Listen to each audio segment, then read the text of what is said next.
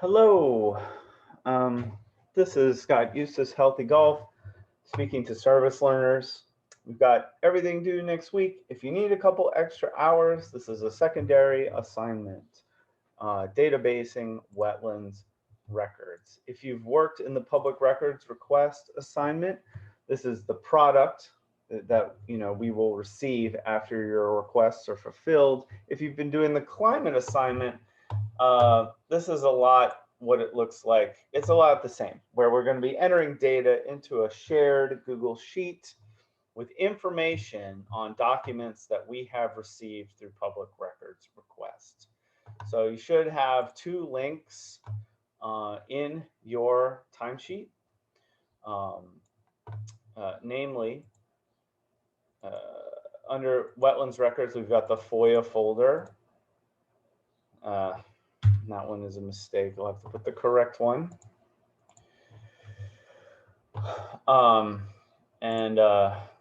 Shoot. Here's the FOIA folder.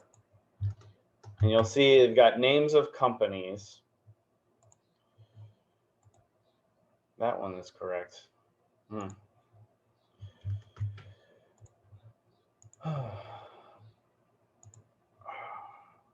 And we've got company names here in column C, and then a file name in column F. So what we need to do from the FOIA folder, based on the second link, which is the records data entry, FOIA databasing, go to, this is the Texaco company, so we want to go to the Texaco folder and look for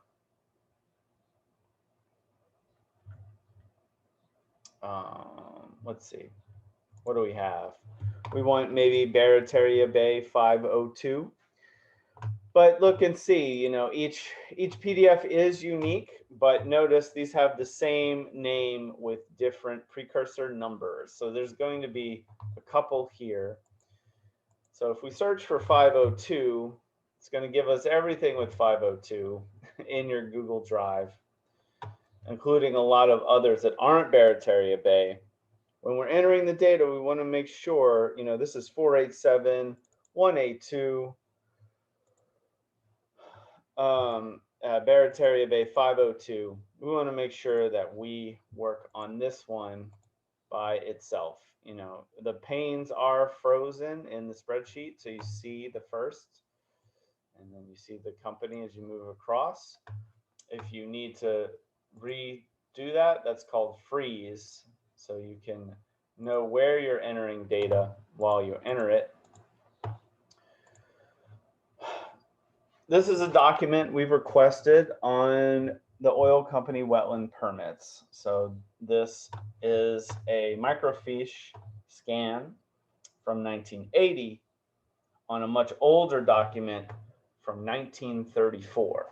So this first page, in the 80s, things weren't digital still, and in the 30s, everything was on paper. In the 80s, in order to consolidate records and make space in filing cabinets, government agencies and others, libraries, did something called microfiche, but they needed to organize the files. So this is kind of like a cover sheet that someone in 1980 made for the documents from the 30s. But there's very good information here. We've got a permit number, Bariteria Bay 502. Unfortunately, there are two of those. We've got a date issued, and this is a critical piece of information. And then, of course, we have Texaco. We've got an action code, and in different eras, they changed the numbers. So if you do some of these from different decades, this action code will change. But what's important is that you just transcribe what's in the PDF, right? So it says action 01. So that's something I want to enter. This date, this 6-digit date, has it's 19, first two digits, month, day. So this is April 30th, 1934. to the day. That was, man, almost 90 years ago, 87 years ago to the day today. And that date issued is a pretty important thing. Activity code, we will just put 1. And then we're going to do 1934. We have other dates we're interested in. Those aren't here yet. Bariteria Bay 502 is likely going to be the name of the permit. In the 30s, they just had a simpler naming convention of the bayou plus the number. So I know it says La Petite here. It's probably Lake Petite, Lake Pettit, and then a number. This should be unique. They had to add more numbers. So if you're looking at something from the 60s, you might see something like LMNOD 800 Bariteria Bay 502, just because as time went on, more permits got added. So right away, we can do that. But the actual document from the 30s is here. It's not the greatest scan. And a lot of the information we want is in this typewriter ribbon, which is more blurry than we'd like. But this is a document, saying that under Section 10 of this act, and there's 2 ways in the word which the word section is used. This is the first one related to a law. So Section 10 of an act of Congress. If you see this, this is a yes on the 10 column and a no on the 404 column. These are the different legal authorities that the Corps is citing for this permit. In 1934, there was no Clean Water Act Section 404. If there had been, or if they had a time machine, it would be listed right here in the letter, because this is where the government is saying, hey, this legislature authorized us to regulate you. And you see Section 10 mentioned because that was written in 1899. But obviously in 1934, we didn't have the Clean Water Act. We've got some addressee information. It's very hard to read. And then you're authorized to, so that's the description, which is column T. The applicant is authorized to dredge a canal, the dredge material to be deposited on each bank. So we're going to put dredge a canal and deposit material. We're looking for, what is this? Is this a pipeline? Is it a well? Is it pipelines and wells? Is it a canal? All of that information would hopefully be in the description, and we'll see it gets repeated. And then it's the location. The location information is probably the most key and the hardest. Back in the 30s, they used a very unique reference, and the error is in a 1/10 of a mile. So we'll see it's in such and such cut that I can't read.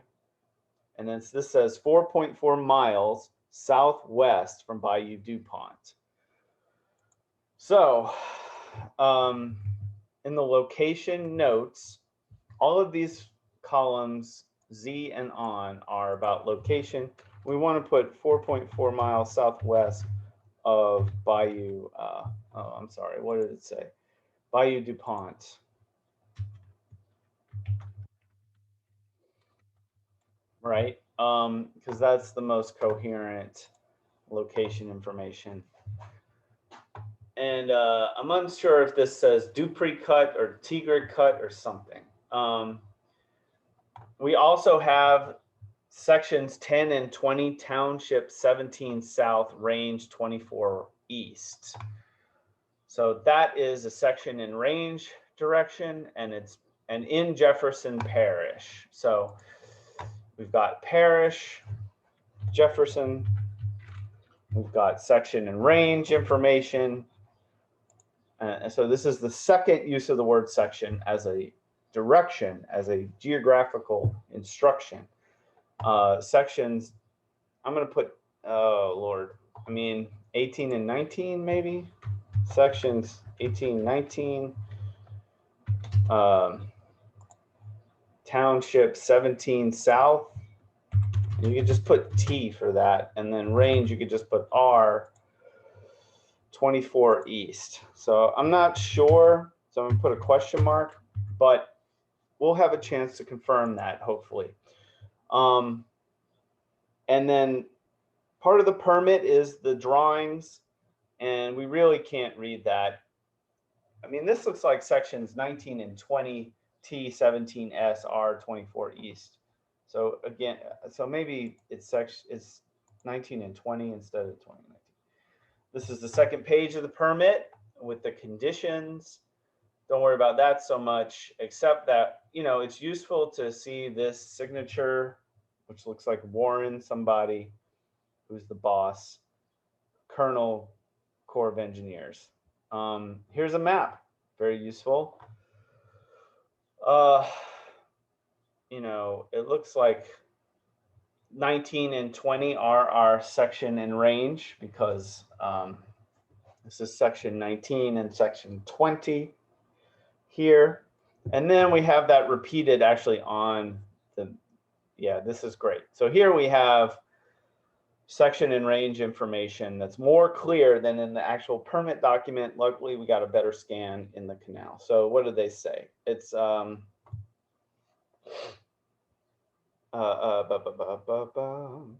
sections 19 and 20.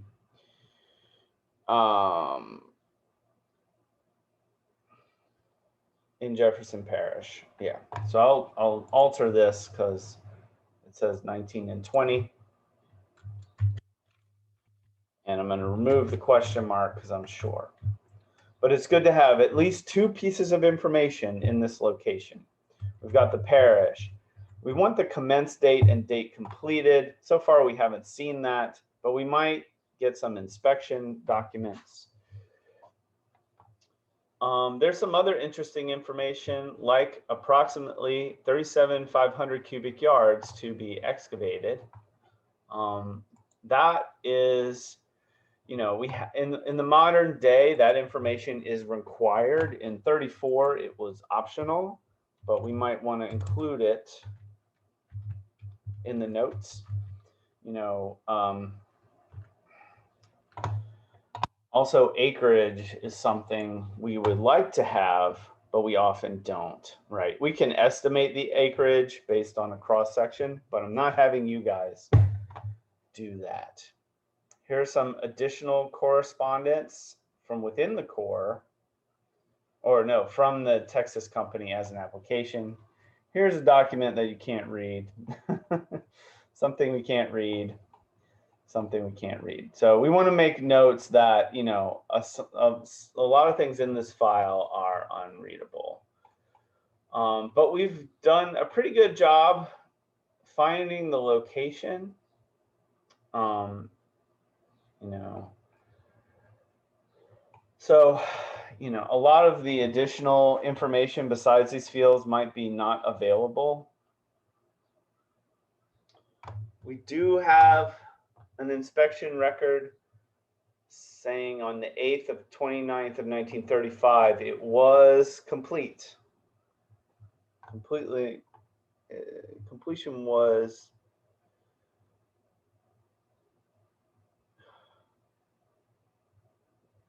well, that's also hard to read. So maybe I won't enter anything. I think I'll just put notes. I won't enter anything because it seems to be some confusion. So I think in the notes next to the cubic yards, I'll put many files, including inspection report, too dark to read. But, you know, we have our permit number, our description, our parish, and two forms of location information. That's pretty good. Let's go on to the next one. 46, Bariteria Bay 502. I'm kind of curious. I hope this one will be a bit clearer. Although it has the same starting information. Dupree cut, sections 19 and 20. This looks like the same file, just maybe a better scan.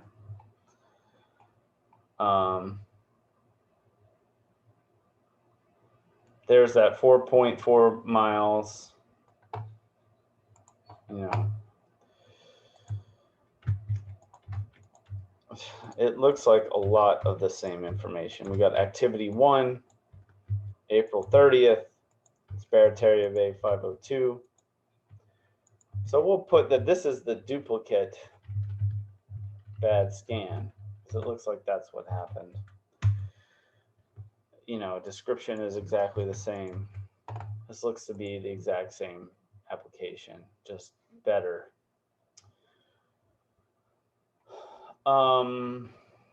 Here's the application, Bariteria Bay 502. Applies for this permit. And there's other things in here. They have the right to drill for oil, but they don't mention which well it is, you know. They're also talking about something in Terrebonne Parish, which isn't relevant. This is a report from a subordinate to the boss at the Army Corps. So this is Henry Hutchings Jr., who's a major. So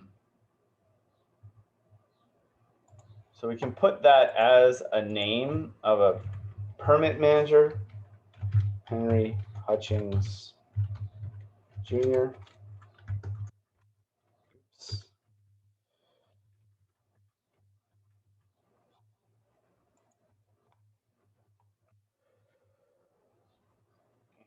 If there's any other location information, this is a 3,000-foot canal according to this language. So we can put that in there, 3,000-foot canal deposit material. Oh,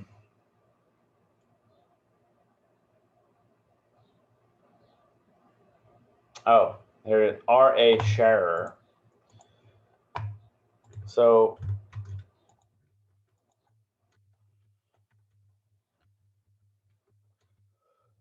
we're looking for a permit manager and section chief.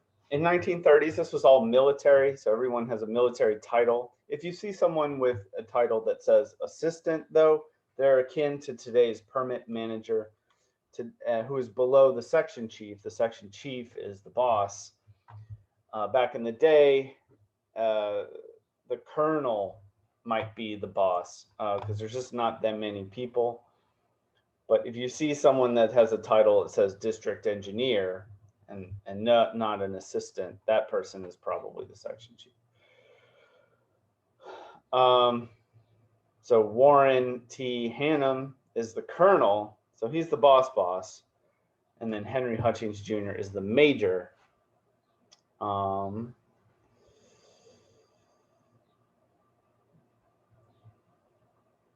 let's go ahead and just put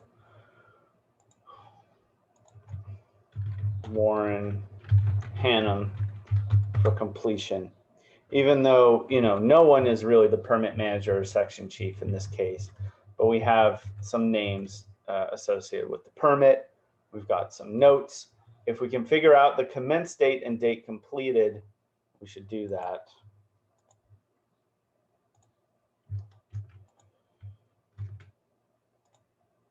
Oh, whoops.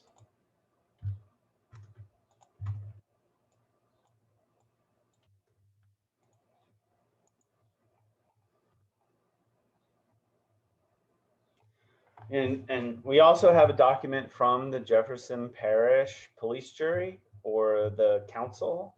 It is the police jury, yes. So it's just doubling that, Jefferson Parish is the parish where this is taking place. Here's the War Department on 604 Union. Here's, and here you see Bariteria Bay 502, the number of the permit. We don't have any additional numbers in front of it, so that's it. Subject completion of work as of October 28, 1935. The permit was dated April 30th.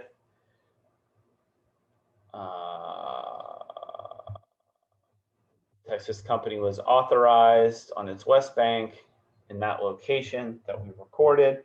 In accordance, this report is made that the work authorized was completed on June 1st, 1935, and the inspection is August 29th, 1935. So we've got the completion date, and that is, oh, I've already forgotten it. June 1st, 1935.